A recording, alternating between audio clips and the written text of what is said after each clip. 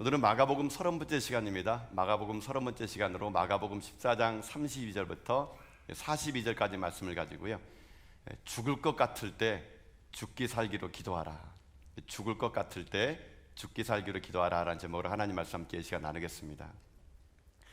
인생을 살아보게 되면 누구나 죽을 것 같은 위기가 다가올 겁니다. 아마 그런 삶이 없다고 누가 얘기할 수 있을까요?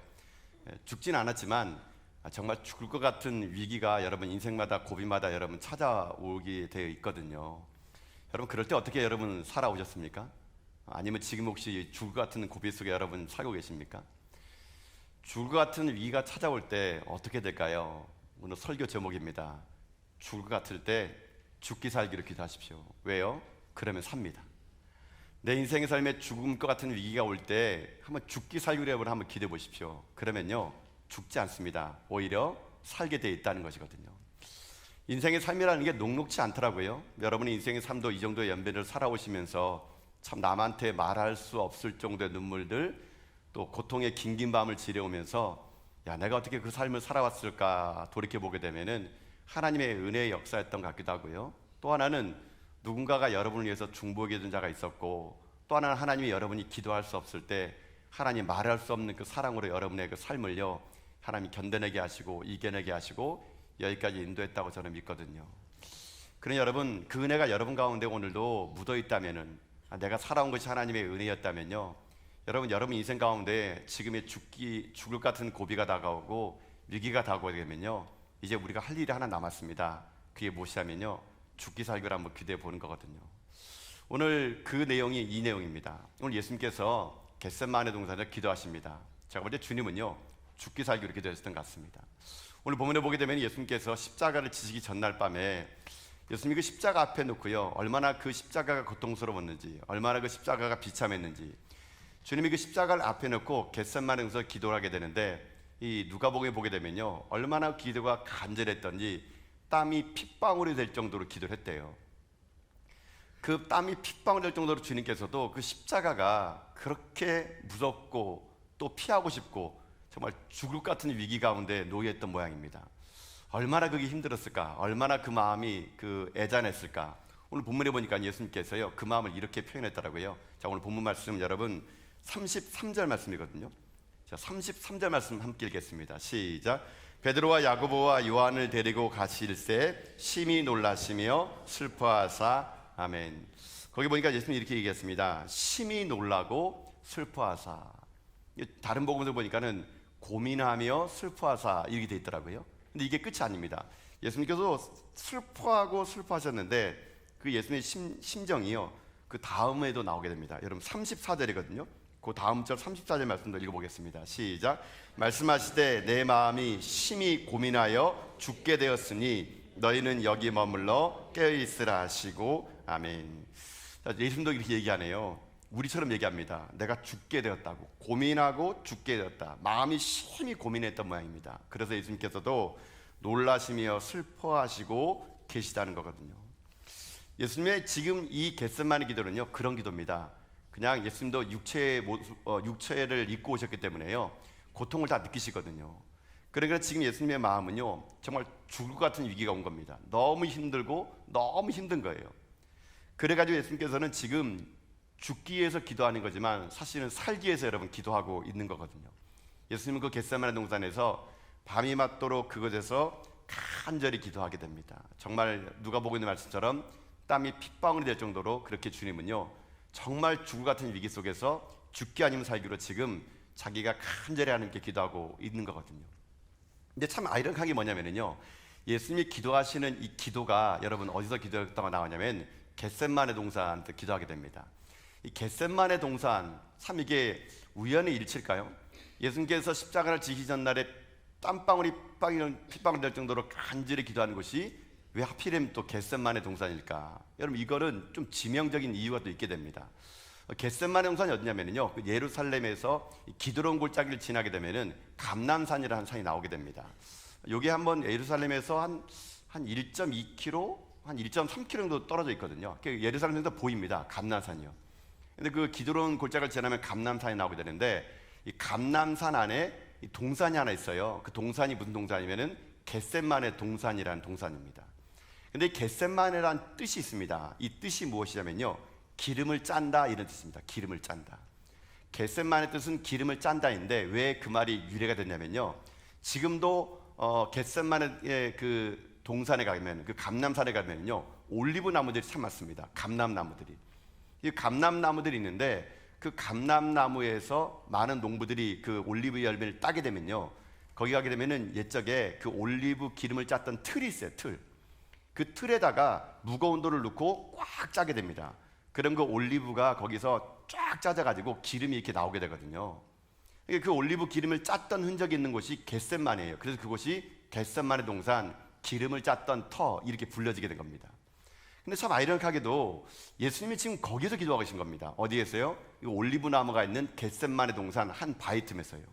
근데 마치 예수님이 기도하는 모습이 여기에 나와 있는 이 겟셋만의 동산에 있는 이름처럼요, 자기 자신이 지금 현재 모든 걸 진액을 쏘아서 기도하는 겁니다, 여러분. 마치 그 올리브 기름을 꽉 짠 것처럼 주님은요, 자기의 온 사력을 다해가지고 땀방울이 핏방울 될 정도로 겟셋만에서 그렇게 간절하게 주님은 자기의 모든 걸 다 쏟아 놓으면서 기도하는 겁니다. 그래서 예수님의 기도하는 모습이 겟셋만의 동산 이름하고 너무 상당히 이게 유사하게 느껴지는 겁니다. 어쨌거나 주님은 지금 여기에서 죽을 것 같은 위기 속에서, 십자가의 고통 속에서 쥐었다듯이 하나님 앞에 지금 기도하고 있는 모습, 결국 이 겟셋만의 기도의 승리가 나중에 십자가의 승리로 여러분 가져오게 되게 됐다는 것이거든요. 자, 그러면 오늘 우리들의 인생의 삶에도 오늘 본문의 말씀을 가지고요, 한번 이렇게 나눠보기 원하는 겁니다. 여러분들 인생 살면서 뭐 남들에게 얘기하지 못할 정도의 여러분 죽을 것 같은 위기, 아니 지금 당장 여러분 삶에 정말 고통스러운 삶의 현장이 여러분에게 찾아올 수도 있지 않습니까? 아니 지금 지나고 있는 분도 계시겠죠. 우리가 정말 죽을 것 같은 위기 속에서 그럼 우리가 어떻게 해야 될까요?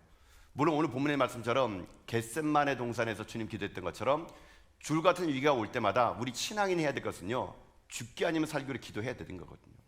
그러면 죽기 아니면 살기로 기도한다는 것이 무엇인지를 한번 오늘 예수님의 기도하는 모습을 한번 우리가 살펴보는 가운데요, 전 여러분들이 정말 죽을 것 같은 위기가 찾아올 때 사람 찾아다니면서 여러분 부탁하지 마시고요, 주님처럼 여러분 기도하는 가운데 여러분 죽기 아니면 살기로 기도해서 여러분들이 그 어려움이, 그 눈물이 변하여 기쁨이 되는 그런 기대 용사가 다 될 수 있기를 여러분 주님의 이름으로 축복합니다. 자, 그러면 죽기 아니면 살기로 기도하는 게 뭘까? 죽을 것 같은 위기 속에서 죽기 아니면 살기로 기도하는 게 뭘까? 오늘 제가 본문의 말씀을 찾아보면서 한번 이렇게 정의해 봤어요. 그 기도는 이런 기도입니다.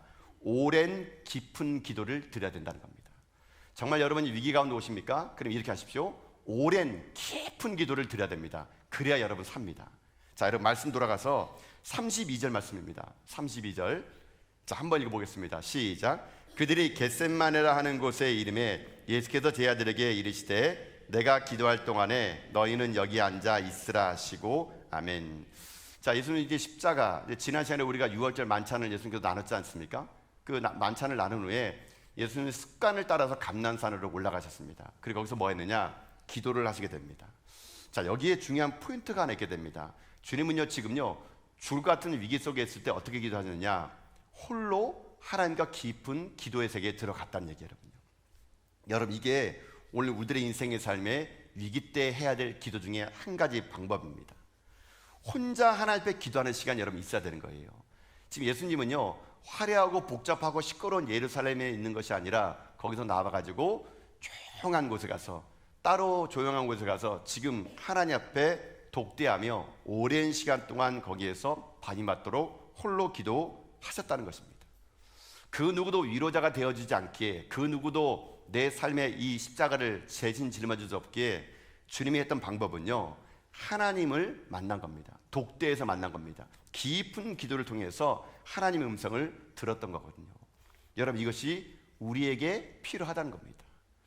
여러분 인생의 삶에 정말로 위기가 다가올 때는요, 여러분 그때는 정말 하나님을 깊이 만나는 그 시간을 가셔야 돼요. 여러분 스스로가 하나님 앞에 나와가지고요, 독대하는 시간이 분명히 필요하다는 겁니다. 그런 홀로 있는 시간, 홀로 하나님께 기도하는 시간이 있을 때 여러분 거기에서 세미하게 들리는 하나님의 음성이 우리들의 인생의 삶에 그 죽을 고비를 어떻게 합니까? 하나님 역사로 바꿔나갈 수가 있을 수 있다는 것이 겁니다. 우리가 보통 여기에 모여서 함께 여러분 합심 기도하는 것도 중요합니다. 뜨겁게 기도하는 것도 중요합니다. 근데 여러분 뜨겁게 기도하는 거에 장단점이 있어요. 함께 다 모여서 기도할 때는 뜨겁게 기도할 수 있지만요, 여러분 기도라는 게 함께 할 때는요, 그 흐름을 따라서 기도할 수밖에 없기 때문에 내 기도의 패턴과는 좀 다를 수가 있어요. 여러분 저는 그래서 홀로 기도한다는 것, 충분히 오래 기도한다는 건요, 저는 이렇게 표현하고 싶어요. 혼자만의 기도의 리듬을 가지고 기도한다는 거예요. 여러분, 나 혼자만의 하나님과의 기도의 리듬을 가지고 기도한다는 거, 그거 제가 홀로 기도한다라고 표현할 수가 있다는 것입니다. 저도 가끔씩 홀로 기도하는 시간이 많습니다. 이 본당에 와가지고 저는요, 홀로 기도합니다. 한꺼번에 뜨겁게 기도할 때보다 홀로 기도할 때 하나님이 더 깊은 임재를 경험한 적이 참 많거든요. 우리 교인들도 그러더라고요. 우리 교인들 보게 되면요, 밤에 막 12시에 1시에 막 기도하러 오세요. 여러분요, 가끔씩 혼자 제가 문 열다 보면요, 누가 막 기도하고 계세요. 불 다 꺼진 데서. 얼마나 놀란지 모릅니다. 여러분. 근데 홀로 막 어두컴컴한 데서 막 누가 막 샤샤샤샤 하게 되면은요, 참 그런 모습을 제가 참 감사하더라고요. 깨어 기도하는 분이 계시구나. 홀로 밤이 맞도록 기도하면서 밤새도록 기도하다가 새벽매에 오시더라고요. 그런 분들이요. 여러분, 이런 게 우리에게 필요하다는 겁니다. 우리 인생의 삶이 복잡하고 힘들고 어려울 때 하나님 앞에 홀로 기도하는 법, 홀로 깊은 기도의 가운데 들어가는 것, 여러분 그런 기도가 있을 때 내 삶의 줄 같은 위기를 우리가요 살아낼 수 있는 인생길이 될 수 있다는 것입니다. 저는 여러분의 시간이 있길 원해요. 여러분만의 겟셋마네가 있어야 됩니다.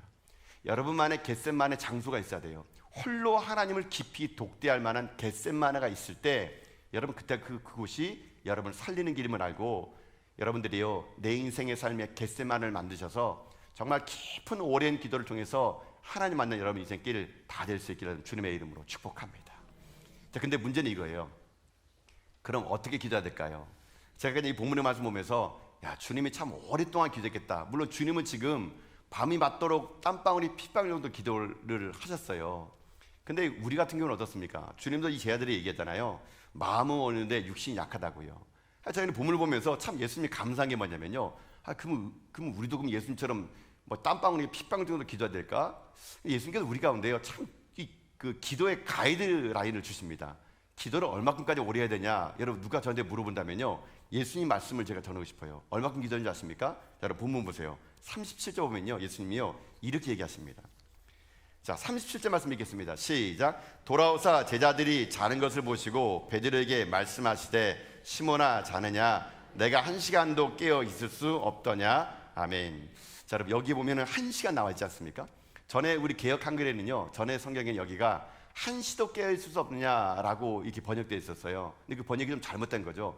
한시도 깨어 있을 수 없느냐라는 말을 들으니까 이게 짧은 시간이 아닌가 생각했는데 원문 그대로입니다. 원문에도 1시간 나와요. 1 hour, 1시간.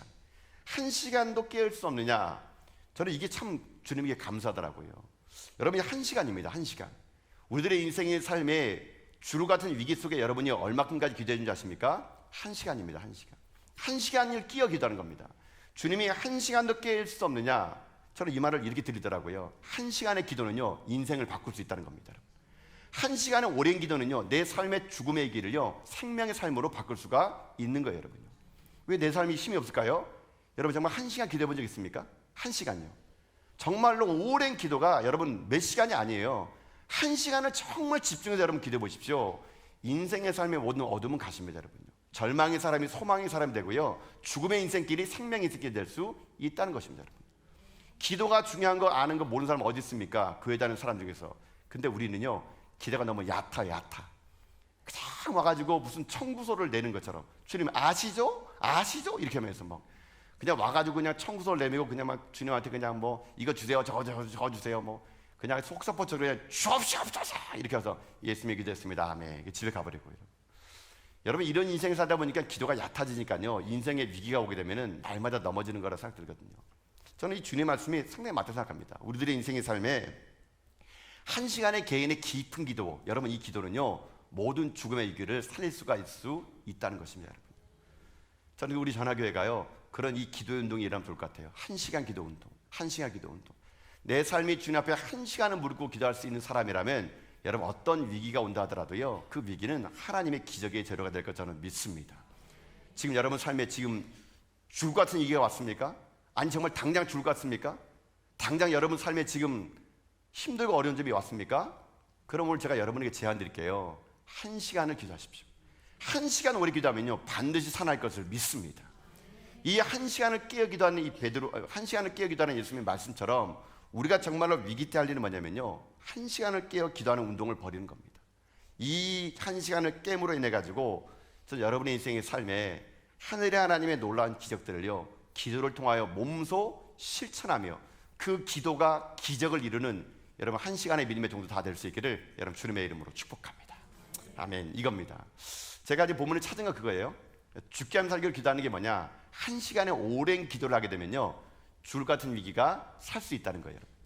자, 또 하나 있습니다. 두 번째는 뭐냐면 정말 죽을 것 같은 위기 속에서 죽게 아니면 살기를 기도하는 게 뭘까? 그것은요 하나님의 뜻에 순종하는 기도를 드리라는 겁니다. 하나님의 뜻에 순종하는 기도를 드려라. 여러분 그러면은요 여러분 죽을 것 같은 순간에 살 수 있습니다. 자, 오늘 본문의 말씀 보면 예수님이 그렇게 했거든요. 여러분 35절과 36절 말씀 한번 보세요. 한번요. 자, 한번 읽어보겠습니다. 시작. 조금 나아가사 땅에 엎드리어 될 수 있는 대로 이때가 자기에게서 지나가기를 구하여 이르시되 아빠 아버지여, 아버지께서는 모든 것이 가능하오니 이 잔을 내게서 옮기시옵소서. 그러나 나의 원대로 마시옵고 아버지의 원대로 하옵소서 하시고 아멘. 자, 1시간을 충분히 기도했습니까? 그럼 여러분의 기도의 마지막은요 순종의 기도로 끝나야 됩니다. 오늘 주님은 겟세마네 기도동산에서 기도하십니다. 주여, 할 수 있다면 이 잔을 내게서 지나가게 하옵소서. 그러나 그 기도의 마지막은 어떻게 끝나느냐, 나의 원대로 마옵시고 아버지 원대로 하옵소서. 이 순종의 기도를 드렸을 때 어떤 일이 생기느냐, 그 줄 같은 위기가 살 수 있는 기회로 바뀌게 되었다는 것입니다. 여러분. 자, 여러분 한번 들어보세요. 여러분 사실 우리들 기도는요 엄밀히 말하면 이기적인 기도입니다. 여러분 기도, 여러분 기도하면 오늘 저녁에 기도하는 거 녹음해서 들어보세요. 한번요. 다 들어보면요 다 나를 위한 기도입니다. 다 우리 기도는요 처음엔요 다 이기적인 기도예요. 나를 살려주세요, 내 병 낫게 해주세요. 전부 다가 여러분 들어보세요. 한번요 다 나를 위한 기도입니다. 여러분 인간은 어쩔 수 없어요. 우리 인간은요 나약한 존재다 보니까 인간의 한계는요 나를 위한 기도가 먼저가 됩니다. 여러분 괜찮습니다. 여러분의 이기적인 기도가 시작해도 괜찮아요. 우린 그런 존재니까. 당장 내가 아픈데 어떻게 남을 기도할 수 있겠습니까? 당장 내가 죽겠는데 어떻게 남을 기도할 수 있어요? 못해요. 여러분요. 기도는요 이기적인 기도로 시작하는 겁니다. 주님도 그랬어요. 주님도 보세요. 이 잔을 내게서 옮기시옵소서. 주님도 그렇게 합니다. 아버지, 할 수 있으면, 아니 할 수 있는데 왜 안 하십니까? 이 잔을 내게 옮기시옵소서. 이 잔이란 뭡니까? 십자가 죽음이에요. 하나님, 이 십자가 죽음 좀 피해 주세요. 주님도 시작할 때는 인간적인 몸을 입고 왔기에 그런 이기적인 기도가 시작됐어요. 우리도 마찬가지인 것처럼. 그러나 여러분 잊지 말아야 되겠습니다. 우리들의 인생의 삶이 첫 번째 시작이 이기적인 기도로 시작하더라도 마지막 종착역은요 이기적인 기도가 아니라 순종의 기도로 바뀔 때, 그때 우리들의 인생의 삶은요 살아낼 수 있는 인생이 될 수 있다는 것입니다. 주님이 오늘 기도하신 내용을 여러분 찬찬히 읽어보세요. 주님은 딱 두 가지만 기도합니다. 이 잔을 내게서 옮기시옵소서. 근데 그 다음에 뭘 말하냐, 그러나 아버지의 뜻대로 하기 원합니다. 아마 모르긴 몰라도 제가 볼 때는 주님은요 이 두 가지의 단어를 가지고 밤새도록 씨름했을 것 같아요. 이 잔이냐 아버지 뜻이냐. 나를 위해서는 이 잔이 비껴나가면 좋겠어요. 그러나 하나님 뜻에서는 이 뜻을 이루는 게 좋겠습니다. 지금 예수님은요 마음에 갈등이 생긴 겁니다. 이 잔과 아버지의 뜻, 이 잔과 아버지의 뜻.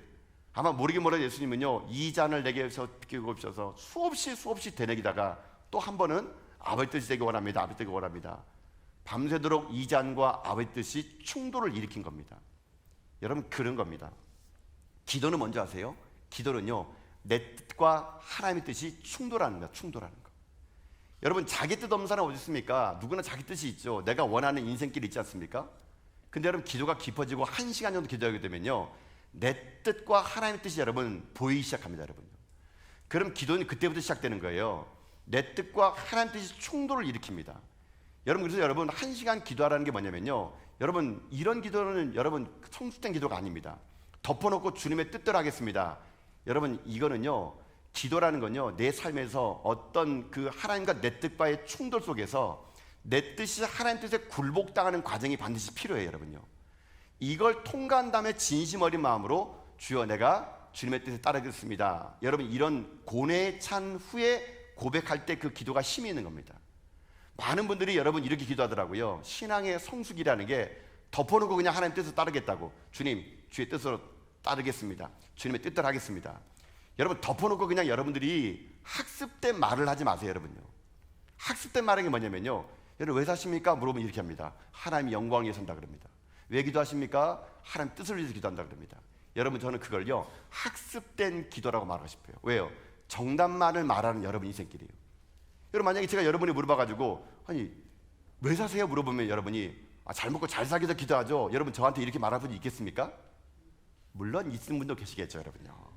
근데 여러분 면상에 대고 담임 목사한테 내가 잘 먹고 잘 살기 기도하는데 뭔 상관입니까? 이렇게 안 합니다. 학습된 말을 합니다. 제가 왜 기도하세요? 그러면요, 하나님 영광을 위해 기도하죠. 왜 사세요? 하나님 영광을 사시죠. 이게 학습된 말이에요. 학습된 말. 저한테 누가 그렇게 물어보더라고요. 제가 어떻게 어떤 집회 가가지고 그런 말도 해봤습니다. 어떤 분에게 물어봤어요. 집회 때 왜 사십니까? 물어봅니다. 그럼 다들 똑같은 말을 해요. 어떻게 된 게? 하나님의 영광 위해 살아갑니다. 그럼 제가 물어봅니다. 진짜입니까? 이게 물어봐요. 진짜입니까? 물어보면요, 진짜가 아니에요. 그렇게 하나님 영광을 산다 그러놓고 기도 들어보세요. 다 내 잘 먹고 잘 사는 기도하지 않습니까? 여러분의 기도에 어디에 하나님 뜻이 있습니까? 아무 뜻이 없어요. 여러분 학습된 기도는요 힘이 없는 겁니다. 그래서 여러분 기도할 때 이기적으로 기도하세요. 이기적으로요. 이기적으로 기도하다 보면은 이게 한 시간에 오랜 기도가 되면 어떤 일이 생기지 않습니까? 하나님의 뜻이 보이기 시작합니다, 여러분요. 그러면 그때부터 하나님 뜻과 내 뜻이 충돌을 일으켜요. 기도가 깊어진다는 건 뭔지 아십니까? 내 뜻이 하나님의 뜻에게 굴복당하는 날이 오게 됩니다.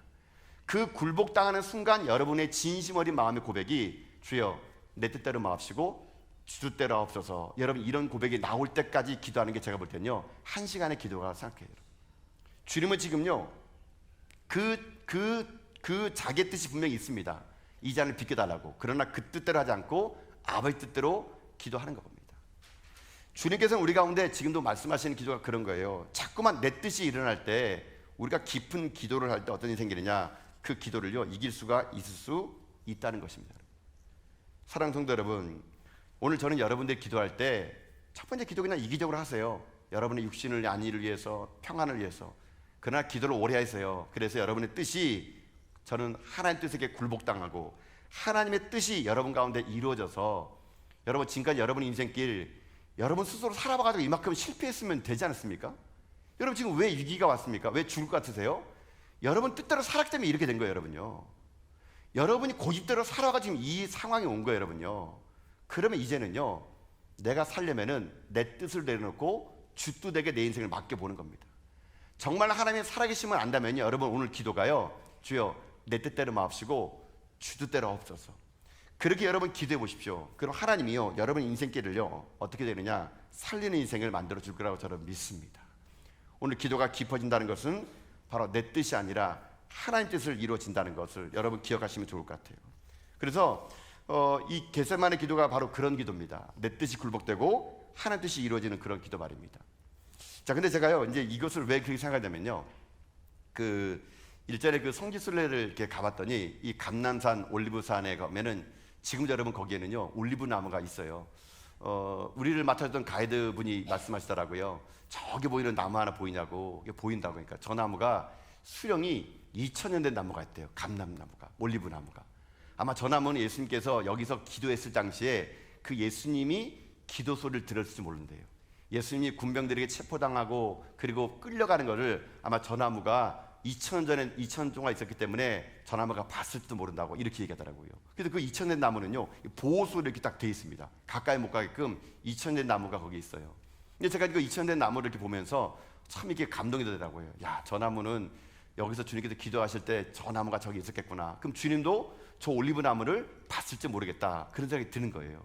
근데 진짜 감동된 게 뭐냐면 그 올리브 나무를 중심으로 해가지고요 이 그 올리브 나무를 보호하기 위해서, 많은 올리브 나무 보호하기 위해서 펜스가 쳐져 있어요. 거기 가게 되면요.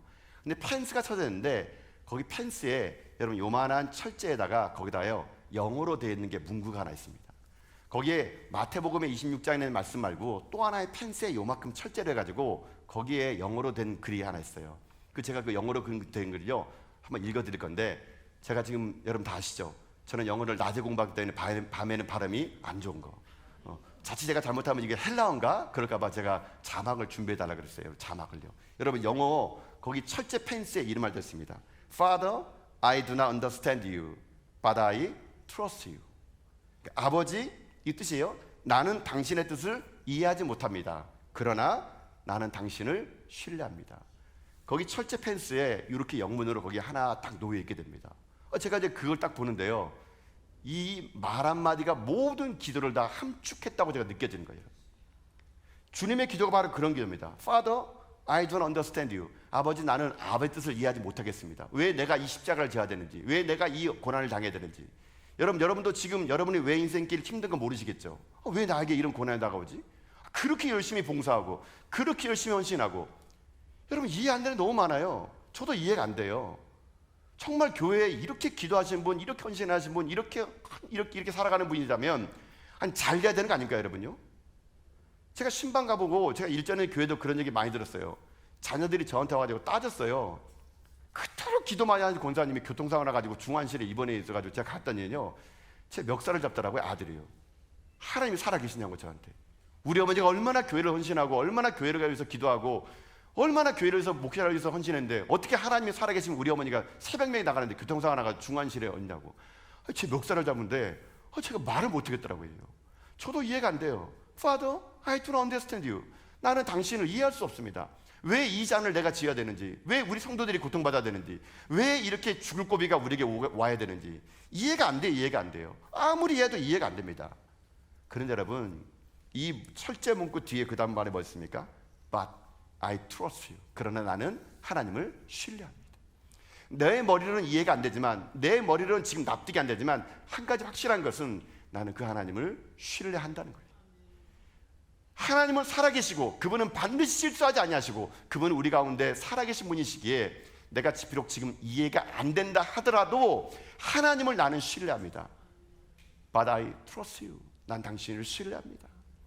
여러분, 어찌 보면 예수님의 이 말 한마디가요, 이 말이 아닐까 생각이 들게 됩니다. 사랑하는 성도 여러분, 죽을 것 같은 고비가 오늘 여러분에게 오지 않았습니까? 왜 내게 이런 일이 다가오지? 내가 뭔 잘못했다고?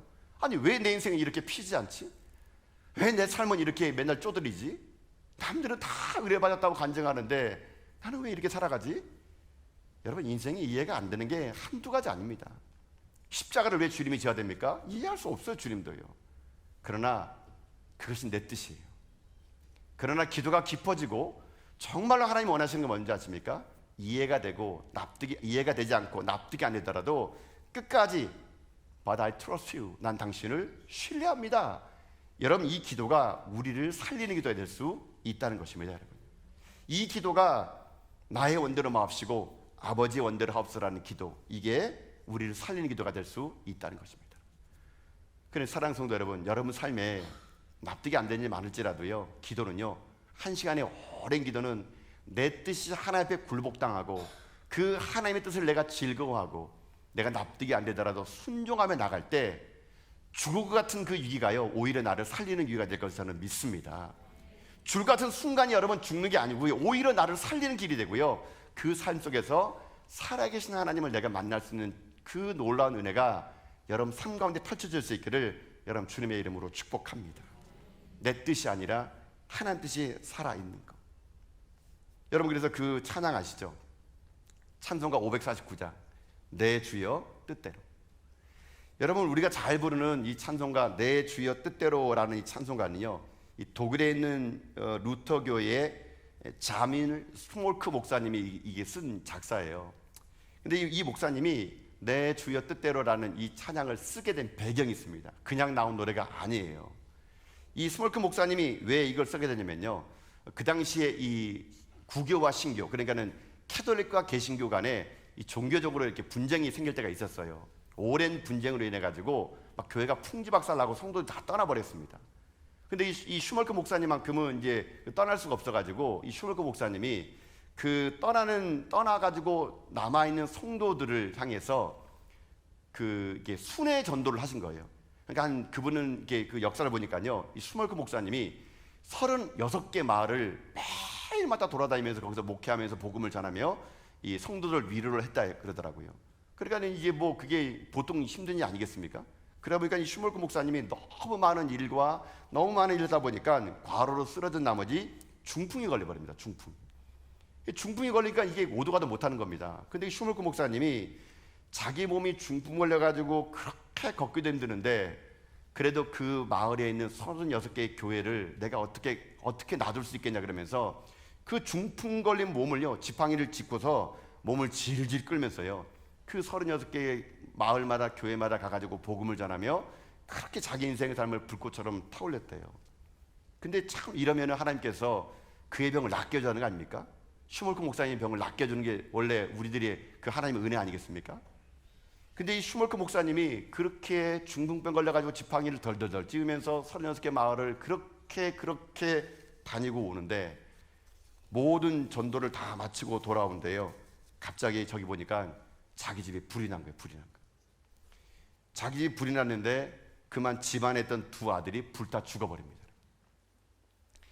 여러분, 그때 그 슈몰크 목사님 마음이 어땠을까요? 하나님, 내가 이렇게 중풍병에 걸려가지고 다 모든 목회자가 떠난 그 마을을 돌아다니면서 이렇게 복음 전도하고 이렇게 과로로 쓰러져가 중풍병에 걸려가지고 지팡이 짚고 복음 전도가 갔더니만은 하나님 결국 내게 준 것이 내 집 홀라당 불타버리고 내 두 아들이 저 안에서 화마가 돼서 시커멓게 타버린 내 아들을 내가 품에 안아야 됩니까?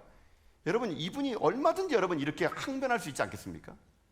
근데 이분이요, 그때 그 끓어오르는 비통과 슬픔을 앓고 홀로 기도합니다. 오랜 시간 동안 기도합니다. 하나님 앞에 자기 인생의 삶이 모든 게 무너져가지고 그 새까맣게 타버린 두 아들을 끌어안고 오랜 시간 기도하다가 그가 어떤 고백을 하느냐, 내 주여 뜻대로 하옵소서. 이 찬양의 가사를요, 그가 적게 된 겁니다. 그 찬양은 여러분 이렇게 시작하죠. 내 주여 뜻대로 행하시옵소서.